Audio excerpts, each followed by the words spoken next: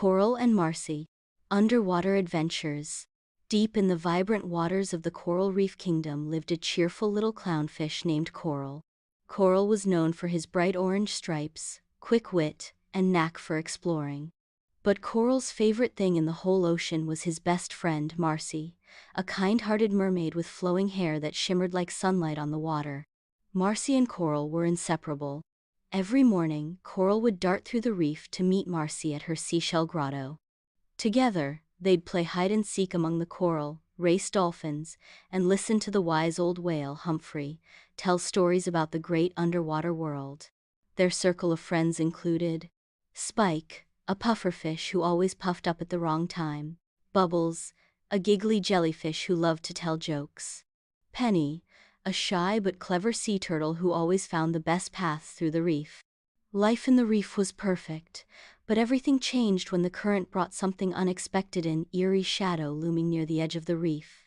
One day, while playing tag with Spike and Bubbles, Coral noticed something strange. A part of the reef looked darker than usual, as though the sunlight couldn't reach it. When he swam closer, he saw a massive tangle of nets and debris clogging the coral. Fish whispered of a shadowy creature called the Gloom that had started haunting the area. Marcy decided they needed to investigate. "If we don't help the reef, who will?" she said, flipping her tail confidently. Though some of their friends were nervous, Coral, Marcy, and the gang set out to uncover the truth behind the shadow. Their journey led them to amazing underwater sights. A sparkling cave filled with glowing crystals. A giant underwater garden where seahorses danced in the currents. A treacherous trench guarded by a grumpy octopus named Otto, who only let them pass after Marcy sang him a lullaby. Along the way, the group's teamwork shined. Spike used his puffer spikes to clear thorny seaweed blocking their path.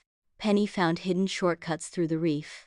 And Coral's quick swimming helped them escape a school of nosy barracudas. When they reached the dark part of the reef, they discovered that the Gloom wasn't a monster at all. It was a young, frightened manta ray named Luna, trapped in a pile of nets and trash. Luna had accidentally caused damage to the reef while struggling to free herself. The friends sprang into action. Marcy used her strength to untangle the nets, while Coral and Spike cleared away the smaller debris.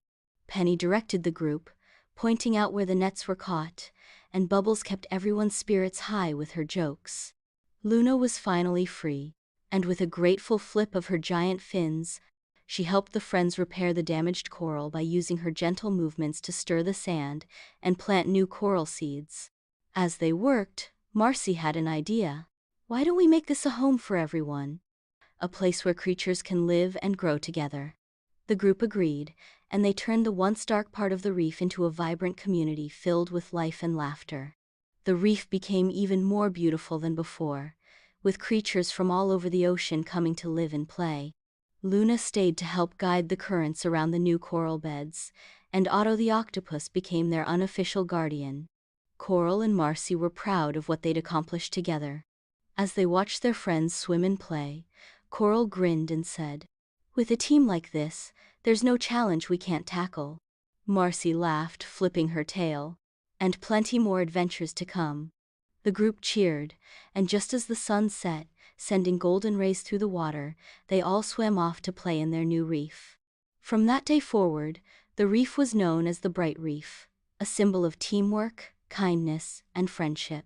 Coral and Marcy's story was passed down through generations of sea creatures, reminding everyone that no problem was too big when tackled together.